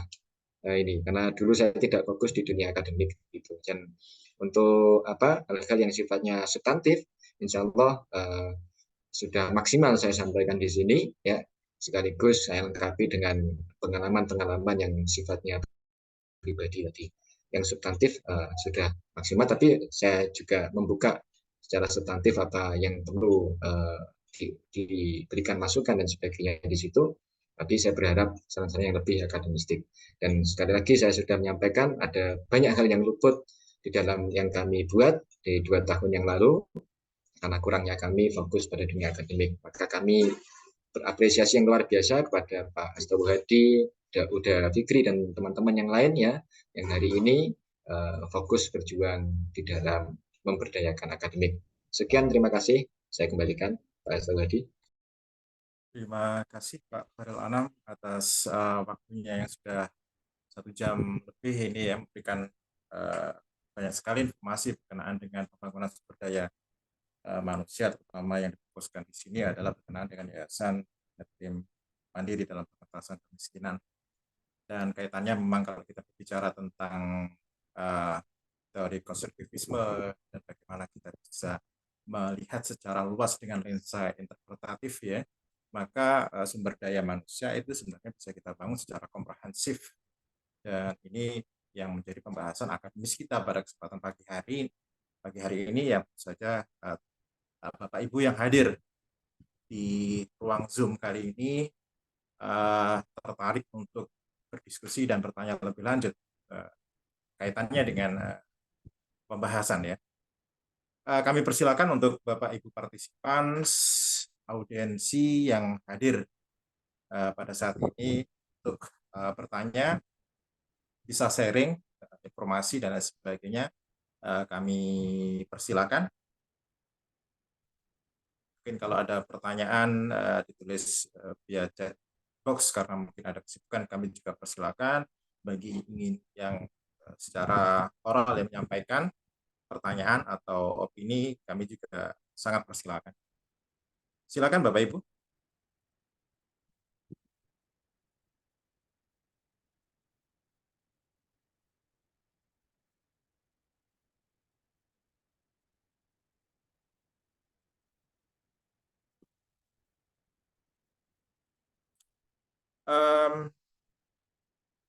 Ya, mungkin sembari menunggu pertanyaan ya dari Bapak Ibu yang hadir, mungkin pertanyaan dari saya selaku moderator kepada Pak Khairul Anam. Ya Pak Khairul Anam, ini menarik bagaimana sumber daya manusia ini perlu kita bangun secara manajerial ya, secara runtun sistematis dengan memperhatikan kaidah-kaidah sosial di masyarakat kita. Beberapa tahun yang lalu memang saya orang yang suka traveling ya, suka jalan-jalan, dan kemudian saya lihat di suatu kabupaten di Jawa Timur ya, di suatu kondisi di mana di situ ada lampu merah yang kita biasanya lihat di situ banyak sekali orang-orang yang kurang tidak mampu ya, orang-orang yang dikatakan secara duniawi materinya kekurangan atau serba kekurangan seperti itu. Biasanya ada pedagang, songan, kemudian ada yang pengamen dan sebagainya. Nah, ada satu plang di situ yang memberikan informasi kepada para pengendara, pengguna transportasi yang itu disarankan untuk tidak memberikan istilahnya uang ya, berikan uang ya, kepada pengaman-pengaman yang ada di situ, dan kemudian berinteraksi secara negosiasi untuk membeli sesuatu di situ, dan di situ tidak ada seseorang pun yang menjual ataupun mungkin yang mengamen pada saat itu, karena memang dendanya di situ ada tertera, plang di situ ada denda yang bagi yang memberikan. Nah, bagaimana peran sosial masyarakat di sini sebagai membangun sumber daya manusia bagi orang-orang yang tidak mampu seperti pengamen jalanan dan orang yang minta-minta seperti itu, yang mereka bisa mengatakan dari segi interpretasi mereka yang melakukan hal itu, tentu saja itu sebagai suatu tindakan yang mungkin penindasan ya. Kita di sini mencari uang, mencari rezeki, tapi kita tidak diberikan kesempatan oleh pemerintah untuk melakukan hal demikian, tetapi kacamata atau pandang lensa dari segi pemerintah yang memberikan aturan-aturan hukum berkenaan dengan mencari nafkah seperti mengamen, kemudian meminta-minta di ruang publik di lampu merah, seperti pengalaman saya tersebut, bagaimana seharusnya peran pemerintah dan peran masyarakat dalam pengembangan sumber daya manusia, kaitannya juga dalam topik bahasan yang Bapak Khairul Anam sampaikan. Demikian Pak Khairul Anam, dipersilakan. Terima kasih Pak Astowadi. Mungkin tidak terlalu panjang ya. Sebelum saya menjawab di poin-poin yang mungkin kita perlukan ya untuk kita diskusikan gitu, apakah mereka miskin, itu pertanyaan pertama. Ya belum tentu gitu ya, karena ada yang mereka itu punya penghasilan yang katakanlah puluhan bahkan ratusan ribu ya dalam satu harinya gitu. Saya menjadi dosen bukan hari ini dulu. Kalau saya kemarin melihat tagar jangan jadi dosen, itu saya teringat ketika saya jadi dosen dulu gitu. Ya, yang mereka hanya gaji ratusan ribu gitu. Kalau kita lihat dari situ, yang miskin siapa? Yang miskin saya. Ya, bukan yang asongan ya, bukan yang ngamen di jalan. Nah, tapi teman-teman sekalian, ketika kita melihat fenomena itu dan kita kaitkan dengan kebijakan pemerintah, kita kaitkan dengan solusi, ya kalau kita menjawab secara teori umum gitu ya, kita bisa melihat pada teorinya Pierre Bourdieu. Di Pierre Bourdieu itu suatu hal yang dilakukan atau praksis itu disusun oleh beberapa hal. Yang pertama adalah habitus. Mohon izin saya urutkan. Jadi yang pertama adalah habitus. Bagaimana internalisasi nilai yang mereka yakini gitu. Karena nilai yang saya yakini, saya Khairul Anam yakini, dengan yang mereka yakini, yang mereka dapati dalam kehidupan itu adalah sesuatu yang berbeda gitu. Jadi saya meyakini bahwa itu mungkin perbuatan yang salah, mengganggu ketertiban umum, ya bisa jadi seperti itu. Tapi bagi orang lain, bagi mereka mungkin itu bukan hal yang mengganggu ketertiban umum. Orang mana yang saya ganggu ya dengan adanya saya jualan melon, dengan adanya saya jualan pepaya, saya jualan tahu tahu petis ya, mana yang saya ganggu? Tidak ada yang saya ganggu dalam kehidupan. Dan mereka lampu merah yang mereka berhenti, nanti hijau ya saya mikir mereka jalan. Jadi internalisasi nilai yang terdapat berbeda. Tempat sekolah pendidikan yang berbeda pun akan melahirkan sesuatu internalisasi atau habitus yang berbeda. Contoh ya, ada di suatu tempat pendidikan, mau itu sekolah mau itu kampus, yang betul-betul menjaga martabat akademis misalkan. Ada mahasiswa datang, bimbingan skripsi, kelihatan itu bawa tantangan gitu, bawa tas gitu. Udah kita bilangi, ya, udah kita bilangi, oh, jangan dibawa ini. Untuk apa ini? Untuk bapak ini Pak, ini untuk apa? Untuk anak istri di rumah Pak, saya mau bimbingan. Oh nggak usah, bawa pulang aja. Nah, itu menjaga martabat akademik gitu ya. Jadi tidak menerima gratifikasi di luar daripada kewajiban kita di dalam pendidikan ini seperti itu. Karena gratifikasi ya tentu punya pengaruh yang buruk gitu. Nah, maka kalau seperti itu akan kemudian menginternalisasi nilai di dalam habitus diri mahasiswa ataupun siswa. Sehingga mereka keluar tuh ingat, oh Pak Anam dulu itu gini. Ya semoga ini Pak Anam yang memang seperti ini. Oh menolak diberikan gratifikasi gini. Pendidikan kalau gitu bagus. Nah, maka mereka lulus, mereka akan memiliki nilai ini, internalisasi nilai ini sehingga mereka bekerja, mereka beraktivitas, entah jadi apapun, ya mereka akan anti dengan yang namanya gratifikasi. Itu yang dilakukan.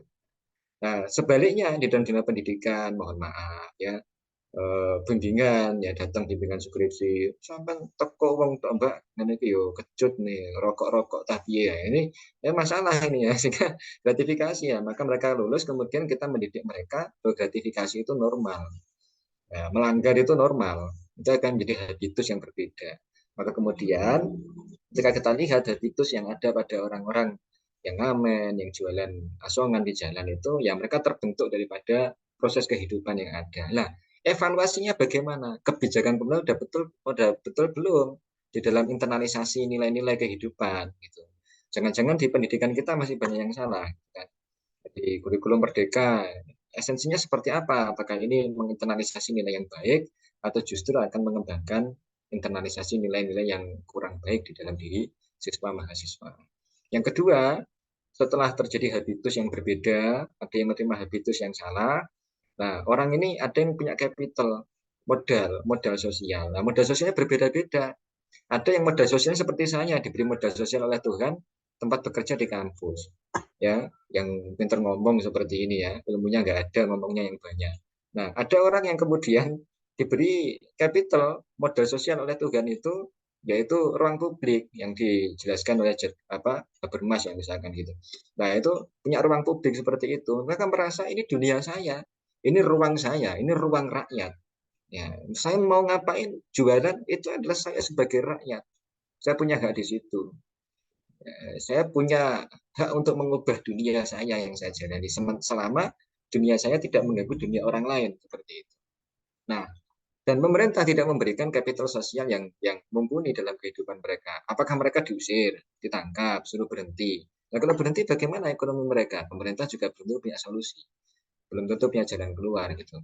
Nah, kemudian setelah capital, ya habitus capital ada ranah, ada arena. Nah, arena ini mengizinkan. Arena kita tuh masih mengizinkan. Arena yang kebijakan aja yang tidak mengizinkan. Memberi mereka ini, beli di mereka denda 500.000, kurungan 2 bulan. Itu adalah arena hukum yang tidak mengizinkan kita. Tapi arena sosial mengizinkan kita. Betapa sering saya ada di dalam kemacetan gitu ya di Sabtu Ahad gitu ya karena rumah saya di dekat Jalan Nasional gitu. Di daerah perbatasan Kabupaten Nganjuk, Jombang dan Kediri ya. Kalau teman-teman lewat daerah Beraan Mengkreng itu betapa macetnya ya di akhir pekan. Ya saya di tengah jalan ketika minum saya habis ya saya berharap ada orang asongan lewat. Saya mau beli aqua gitu kan, air minum. Saya berharap ada yang jualan melon gitu. Nah, ranah kita masih menyediakan itu. Maka kondisi ranah itu juga harus disiapkan pemerintah. Kalau nggak ada asongan, solusinya bagaimana? Silahkan bentuk ranah yang baik. Jangan sampai terjadi kemacetan kan begitu. Nah, berikan arena yang tepat kepada mereka juga dan juga kepada kita. Maka habitus ranah dan arena yang terbuat ini akan menghasilkan praksis yang berbeda itu. Nah, pemerintah sepanjang ini saya juga berharap agar kemudian terjadi kebijakan yang yang komprehensif gitu ya. Tidak hanya yang diurusi arena, tidak hanya diurusi itu kapital sosial tok. Ya, tapi habitusnya diurusi, arenanya diurusi, kapital sosial diurusi sehingga melahirkan praksis yang positif yang kita bisa seide semua gitu. Nah, terakhir saya menjawab ini, saya teringat ada suatu kisah ya di tengah malam di luar negeri sana ada orang ini naik taksi.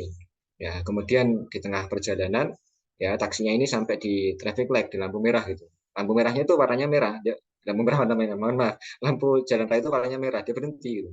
Nah, penumpang ini tanya sama dia, Pak, ngapain berhenti? Ini loh tengah malam, nggak ada yang lewat. Kalaupun Bapak melanjutkan, ya nggak ada yang Bapak tabrak, dan nggak ada yang menabrak kita, Pak. Ini sepi. Dari arah sana nggak ada orang. Tapi ngapain Bapak mengerem dan berhenti di lampu merah ini gitu. Nah, maka Bapak ini dengan ya aukamakol gitu ya. Ya, saya kata-kata nggak mungkin saya bisa menurunkan sama, tapi pada intinya menjawab yaitu kalau saya mengerem, saya berhenti di lampu merah ini, maka saya mengajarkan kepada bangsa ini perilaku berbuat baik dimanapun, kapanpun, pada situasi apapun. Sebaliknya, kalau saya menerobos, saya tahu saya akan selamat. Nggak mungkin saya nabrak dan ditabrak.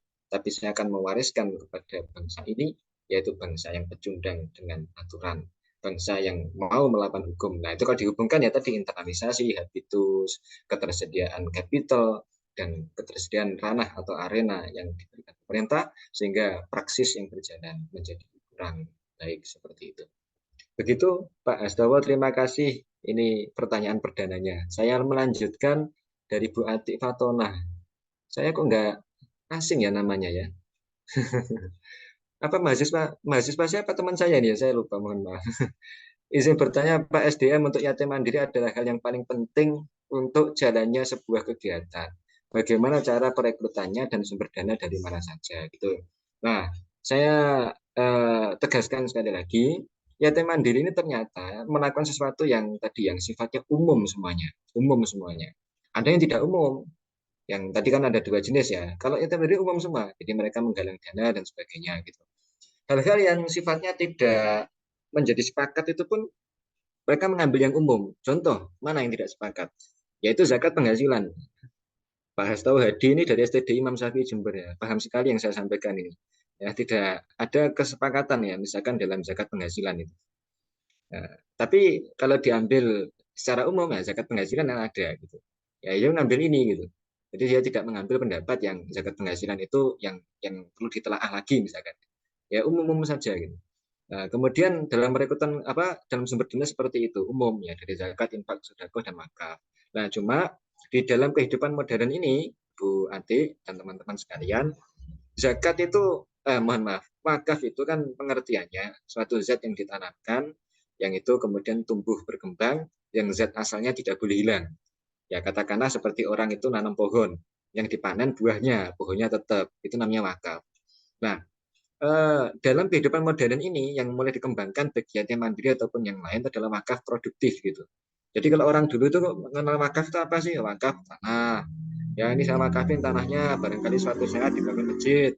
Ini saat dibangunkan santren gitu. Nah sekarang ini wakafnya banyak yang produktif gitu. Misalkan mohon maaf, wakafnya berupa dana. Dana ini ditumbuhkan, dananya nggak boleh hilang gitu. Atau dananya ini dizakatkan dalam bentuk emas misalkan begitu, yang tidak boleh hilang ini, tapi dikembangkan dari situ. Jadi dia wakaf dana dibelikan sapi misalkan gitu, nah, sapinya ini diberdayakan gitu. Nanti sapinya diberikan orang nggak mampu, kalau sudah melahirkan dipindah ke orang nggak mampu yang lain. Ini wakaf yang sifatnya produktif berjalan seperti itu, atau wakaf pohon ya bibit ya seperti ini yang terjadi dalam kehidupan modern. Kontroversi pasti mungkin terjadi, ya, tapi saya tidak di dalam forum ini yang harusnya membahas kontroversi terkait fikih. Nah, satu lagi yaitu tentang bagaimana cara perekrutannya juga sama. Jadi perekrutannya pun dilakukan secara umum gitu. Tadi tidak kemudian memandang Anda NU, Muhammadiyah, Salafi, macam-macam tidak. Tidak, itu yang ditanyakan tadi bagaimana tentang pendidikan formalnya, akademisnya, pengalamannya, dan juga kesiapan dalam hal-hal syariah, hal-hal agama yang sifatnya umum gitu ya. Sholat 5 waktu ya. Masalah sholatnya subuhnya pakai kunut, nggak pakai kunut ya nggak ditanyakan gitu ya. Karena ini bukan hal yang umum begitu. Setelah sholat fardu 5 waktu, wiritannya pelan apa dikeraskan ya? Ya monggo. Baca Al-Fatihahnya kalau ngimami bismillahnya dikeraskan, tidak baca bismillah atau baca bismillah dipelankan ya tidak ditanyakan. Jadi yang ditanyakan adalah hal-hal yang sifatnya agama atau Islam secara umum. Gitu. Jadi saya sepanjang di sana tidak menemukan hal-hal yang sifatnya unik, khusus dan mencerminkan berafiliasi dengan apapun di situ. Terima kasih. Terima kasih atas pertanyaan tadi disajikan oleh Bu Ati Fatona. Bapak Ibu kita masih punya waktu kurang lebih sekitar 7 menit. silakan kita maksimalkan potensi waktu 7 menit ini untuk kita bisa sharing dan bertukar pendapat.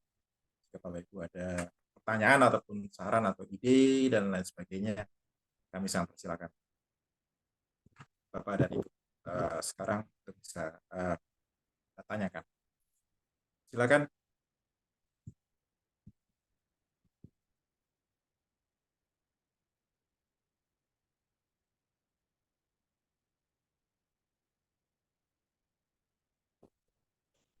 Ya, sepertinya sudah tidak ada pertanyaan lagi, atau mungkin dari Presiden kita, Anda, ataupun sini ada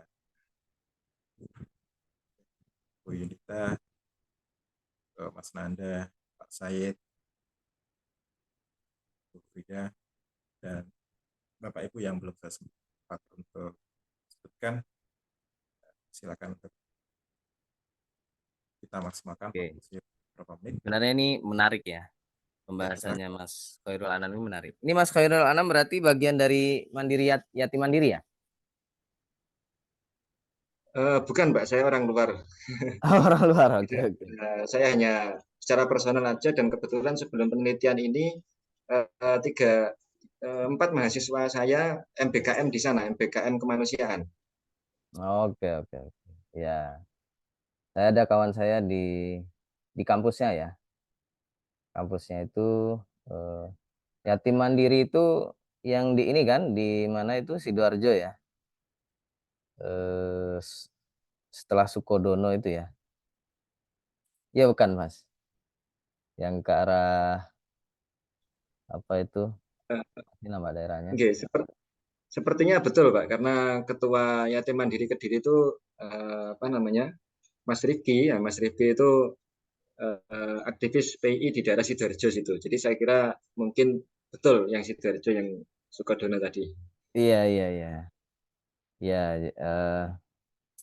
kalau apa saya nggak tahu. Dulu saya waktu jadi wartawan Jawa Pos ya, saya sering ya meliput kegiatan-kegiatan. Biasanya mereka ngadakan kegiatan itu di ini ya, apa itu DBL Arena di Jawa Pos ya, dulu ya. Jadi sering saya meliput juga itu. Ya, yatim mandiri ini menarik sebenarnya. Ya Mas Khairul Anam ya. Jadi saya suka dari namanya aja, saya suka. Ini karena saya orang bahasa ya. Yatim mandiri gitu. Mohon maaf kalau Bapak Ibu ada yang merupakan pengelola panti asuhan gitu ya. Saya bukan apa ya, bukan menjelek-jelekkan atau menjatuhkan. Cuma saya sebenarnya kurang suka dengan istilah panti asuhan gitu ya, atau rumah. Sebenarnya yatim mandiri pun ya, karena ada kata-kata yatimnya, saya secara pribadi kurang suka gitu ya. Ini terutama saya mengikuti pendapatnya ini karena orang Jawa Timur mungkin kenal ya, dan juga orang Jawa Tengah Jogja ya, itu Cak Nun ya. Cak Nun itu pernah cerita atau ngomong ya, kalau Anda punya panti asuhan atau rumah yatim dan seterusnya, coba kira-kira gimana perasaan anak-anak yatim itu ketika dia disebut sebagai anak yatim. Nah, gitu ya. Jadi bahasanya sebenarnya terutama yang yang diperhatikan adalah perasaan anak-anak yatim itu sendiri gitu ya. Nah, cuma terlepas dari itu, saya suka istilah yatim mandirinya gitu ya. Jadi sejauh ini ya, bahkan sampai detik ini masih ada lembaga-lembaga anak yatim itu yang, mohon maaf ya, lebih mengandalkan donasi ya. Donasi terus kemana-mana itu ngasih proposal gitu ya. Mungkin ya, terlepas ada juga oknum-oknum yang tujuannya memperalat anak yatim, memperalat lembaga panti asuhannya untuk kepentingan pribadi, ada juga yang seperti itu ya. Tapi ada juga yang sebenarnya memang tujuannya untuk anak yatim gitu ya, yang mereka asuh gitu. Tapi ketika cara untuk mendapatkan dana gitu ya, itu dengan meminta-minta ya, dalam tanda petik ya, proposal itu kan juga secara halus gitu ya, itu kan sebenarnya meminta-minta juga mungkin ya. Nah, jadi saya suka dengan yatim mandiri itu adalah mandiri gitu ya. Gitu ya Mas Khairul Anam ya. Tadi udah dijelaskan panjang lebar. Jadi pemasukan dan seterusnya itu memang dikelola secara mandiri gitu Mas. Gitu ya Mas Khairul Anam ya. Jadi bukan pakai proposal dan seterusnya. Ini menurut saya ya secara umum bisa menjadi inspirasi ya buat para pengelola panti asuhan yang ada gitu. Kalau saya secara pribadi yatimnya nggak usah gitu ya. Langsung saja lembaga pendidikan gitu ya, mandiri mungkin ya. Tapi sebenarnya yang ada di dalamnya adalah anak-anak yatim gitu. Kalau saya gitu ya. Jadi dan perlakuan kalau saya seandainya saya juga ada bayangan untuk membuat lembaga ya, lembaga pendidikan gratis gitu. Baik anak yatim ataupun tidak gitu ya. Secara umum gitu. Tapi tetap kalau secara amaliyah tadi udah dijelaskan panjang lebar oleh Mas Khairul Anam ya.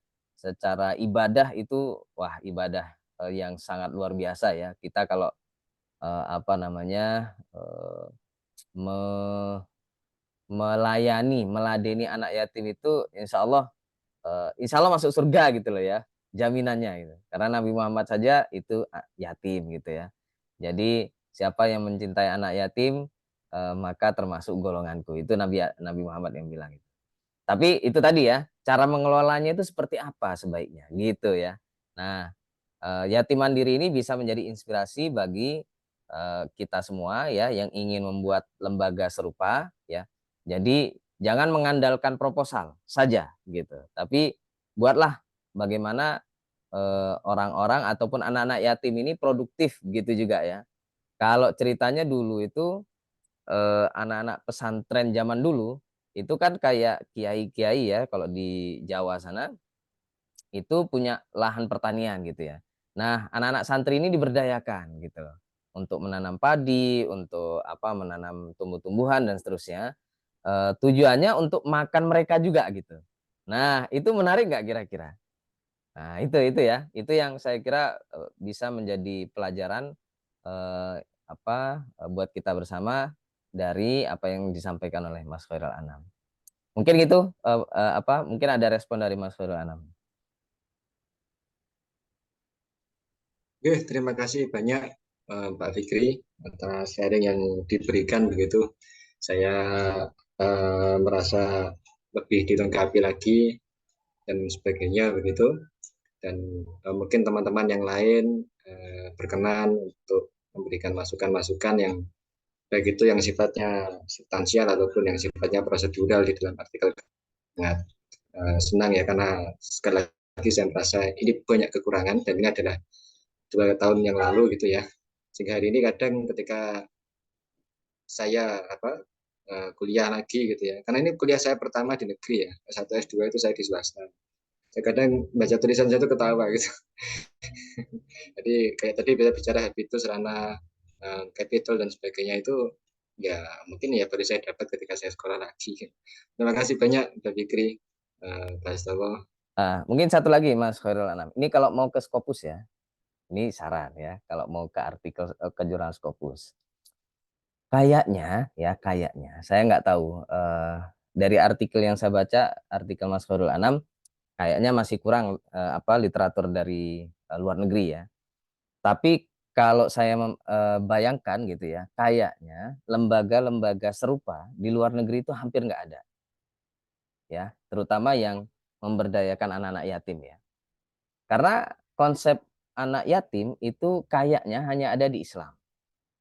Mungkin ya, lembaga serupa itu adanya di negara-negara Islam.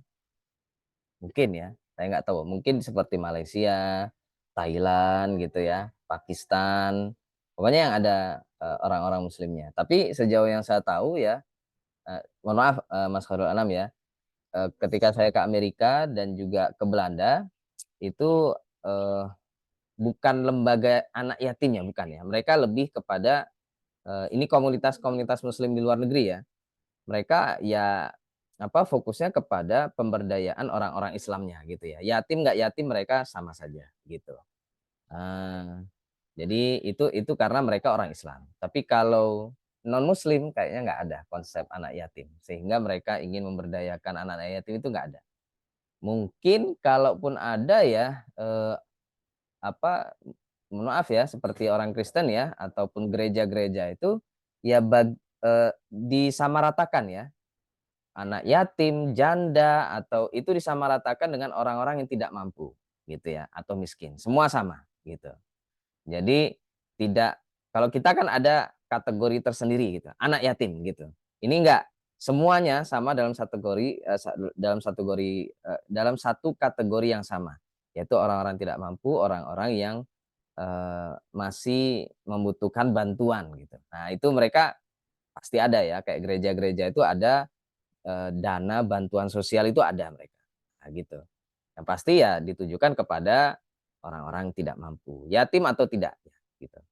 Jadi maksudnya kalau mau masuk ke jurnal internasional perlu itu ya, itu dipertimbangkan dulu. Kalaupun nanti seandainya ternyata di luar negeri itu tidak ada gitu, tidak ada literatur ataupun referensi yang membahas tentang lembaga anak yatim, mungkin ya coba apa ya, saya nggak tahu, ada 2 kemungkinan ya. Yang pertama kita munculkan saja sebagai kekhasan Indonesia gitu ya. Jadi Indonesia ini khas terutama karena negara Indonesia ini merupakan mayoritas muslim ya, maka cukup banyak sekali lembaga-lembaga yang mengayomi anak yatim. Saya nggak tahu ya Mas Khairul Anam ya, lembaga-lembaga anak yatim ini kalau dicatatkan atau kalau sekolah kan dicatatkan masuk ke Kementerian Pendidikan gitu ya. Kalau panti asuhan ini masuknya kemana? Apa Kementerian Sosial kah atau gimana? Saya kurang tahu persisnya karena saya juga Heeh, tidak memiliki, mungkin heeh. Kemensos ya. Kalau saya yang Ya, memiliki ya. itu lembaga yang umum seperti yang Pak Begi cerita tadi. Meskipun yang Mhm. kami terima anak-anak yatim ya, tapi Heeh, saya heeh. ikut umum dan itu masuk di Kementerian Pendidikan gitu. Betul, betul. Ya, jadi kalaupun masuk ke Kementerian Pendidikan berarti dia lembaga pendidikan begitu, bukan lembaga sosial anak yatimnya gitu ya. Nah, tapi itu menarik ya. Kalau kalau saya menjadi Mas Khairul Anam, itu saya explore gitu ya, saya explore bagaimana karena ini apa ya, fenomena yang udah cukup lama di Indonesia kan, panti asuhan itu banyak sekali di Indonesia. Saya setiap perjalanan kemana mana itu selalu ada panti asuhan, ya kan? Nah, itu apa, pertama, apakah memang sudah terdata ya, oleh siapa, kementerian mana? Apakah Kementerian Sosial? Kalau memang Kementerian Sosial, ada nggak data yang bisa diakses oleh publik gitu? Kalau ada, itu bagus ya, kita pakai untuk bahan penelitian gitu. Terus untuk ya terutama mendukung ini. Dan terutama kayak tadi ya, kalau di jurnal Scopus itu kita harus bisa memberikan apa ya, data ataupun representasi. Data itu kan representasi dari apa ini namanya, sampling yang ada gitu ya. Nah, apakah yatim mandiri ini sama dengan panti asuhan yang lain atau tidak gitu. Kenapa kok ini dipilih? Nah, kayak gitu maksudnya ya. Nah, dan itu menarik gitu kalau mau dibahas, dijadikan artikel Scopus. Kalaupun jurnalnya ya, jurnalnya saya kurang tahu, nanti nanti, coba kita kapan-kapan diskusi lagi, Mas, ya. Saya belum belum kalau mau masuk ke jurnal manajemen bisa saja, tapi kan nanti fokusnya kepada manajemen ya. Nanti manajemen itu ya ya lebih kepada bagaimana mengelolanya gitu ya, administrasinya dan seterusnya. Tapi kalau mau fokus kepada kelembagaannya, itu juga menarik ya. Saya belum kebayang jurnalnya jurnal apa. Nanti kapan-kapan kita diskusi lagi, Mas, ya. Ya, cukup kayaknya saya, Mas. Terima kasih banyak Pak Yanda atas sharing diskusi mengenai bagaimana seharusnya anak yatim itu kita lihat dari sisi yang lebih apa namanya membangun ya. Jadi memang paradigma selama ini yang lebih banyak mengandalkan untuk meminta ya, proposal pendanaan, minta dan lain sebagainya. Kita lebih fungsikan pada kekreativitasan daripada anak-anak yatim. Kita bangun mereka menjadi memang mempunyai nilai apa ya human capital dan itu yang memang sangat penting pada abad ini untuk lebih memaksimalkan potensi dan keberadaan mereka, eksistensi mereka teman-teman kita sama muslim di sini, yatim piatu, untuk lebih aktif, dan tentu saja ini menjadi bahan renungan untuk bagi kita para akademisi dan juga para peneliti ya. Mungkin bisa menggunakan salah satu pendekatan desain participatory action research dalam membangun wahana-wahana studi mengenai pembangunan human capital itu sendiri. Karena memang waktu yang kita sediakan 1,5 jam sudah terlampaui dan ini sangat luar biasa, pertanyaan-pertanyaan yang sudah dibahas dan dijawab oleh Bapak Khairul Anam, dan kami I-Recall sangat apresiasi keikutsertaan, kehadiran Bapak Khairul Anam, memberikan kita banyak sekali informasi mengenai manajemen sumber daya manusia Yayasan Yatim Mandiri dalam pengentasan kemiskinan. Seperti itu. Ya, mungkin ada sesi foto lagi, Pak Fikri Anda, sudah Fikri, sebelum kita tutup. Cukup Pak, foto udah tadi. Ya tadi sedikit aja Mas Khairul Anam ya. Ya, saya lupa kalau panti asuhan itu ada di luar negeri ya. Orphanage namanya. Dan ini banyak sekali nih artikel. Sedikit aja ya sebelum ditutup ya. Ini Mas, orphanage ya. Saya padahal sering nonton film-film horor itu ya. Di orphanage atau di ini namanya panti asuhan ya. Tapi ini menarik ini. Ini ada jurnal ini Mas.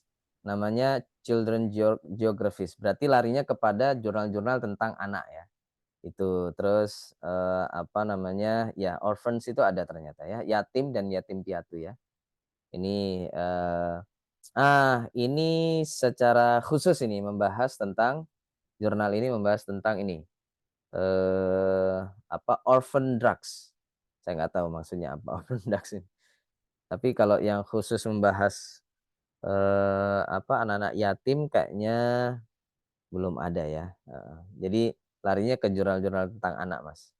Itu bagus untuk Mas, orphanage itu Mas. Itu tambahan dari saya. Terima kasih Pak Fikri atas informasi tambahnya. Sekali lagi terima kasih Bapak Ibu atas kehadiran dan partisipasinya dalam webinar artikel pertama. Nantikan kehadiran kami dalam webinar artikel kedua yang nanti kami akan informasikan melalui grup GAI Recall. Terima kasih atas kehadirannya. Kami tutup. Subhanakallahumma bihamdika. Assalamualaikum warahmatullahi wabarakatuh. Waalaikumsalam. Terima kasih Pak Astowo, Pak Fikri. Ya, makasih Mas Khairul Anam ya. Oke. Ketemu lagi di webinar selanjutnya. Ya, siap Pak.